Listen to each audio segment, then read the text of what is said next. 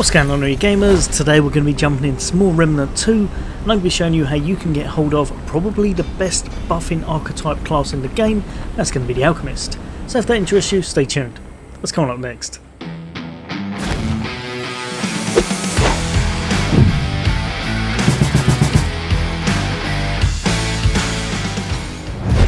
Welcome back everybody. Today we're on the hunt for the Alchemist class, and this one is just an amazing class to get hold of. In order to pick this class up, you're going to need to go over to the world of Lossum, and the best place I've found to be able to get this event is going to be to go to the Morrow Parish. Now, I actually wasn't recording this footage for the purpose of this class, however it is a random event and it definitely took me by surprise. Apparently it can also happen in some other areas such as the sewers, but you may not get the same reward. So I'd say Morrow Parish is definitely the best place for the guaranteed drop.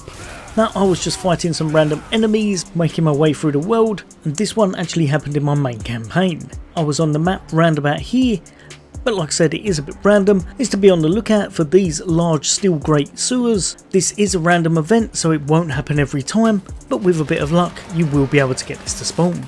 At this point, you're going to be the prey of what looks like some kind of a giant rat that's taking you back to its lair because it's thinking of you as lunch.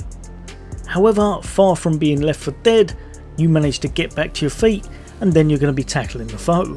Now, depending on how much damage you can do, you can quite easily take this down very fast in order to get the reward, or if you haven't got quite as much damage, then it may make its escape but come back later on where you can still tackle it and beat it and get the same reward.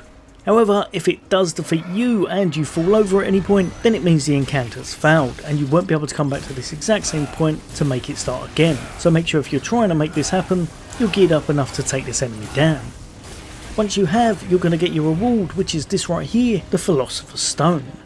Take it back to Wallace. He's then going to be able to change it into the Alchemist class for a pretty penny, but it's definitely worth doing, as this is just an amazing support type if you're playing with your friends, or just a very good self buffer if you're going to be using it solo. Bringing both a mixture of nice defense and damage, this is definitely worth unlocking and has some quite unique talents available to it. What I'm going to do, I'll jump over to the firing range and just show you what it's like when he uses one of his first potions, as it's definitely quite unique.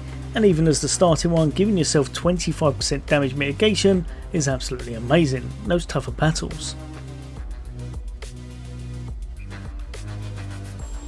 So as you can see here, whenever you're in battle, you're going to be taking your shots, doing your swings, doing whatever you're doing, and then you'll be able to chuck a potion on the ground. You can chuck it further away as well if you're aiming for teammates, but for the sole purposes of just buffing yourself, you'll just drop it on the ground and you're going to get whatever buff you're using depending on the skill you've chosen. This one gives a nice bit of mitigation, looks absolutely awesome, and this class is definitely one of the cooler looking effect one in the game. But yeah, let me know in the comments what classes are you really enjoying playing so far, and are there any weapons that you think are absolutely outstanding. But as always, there'll be a lot more content from me.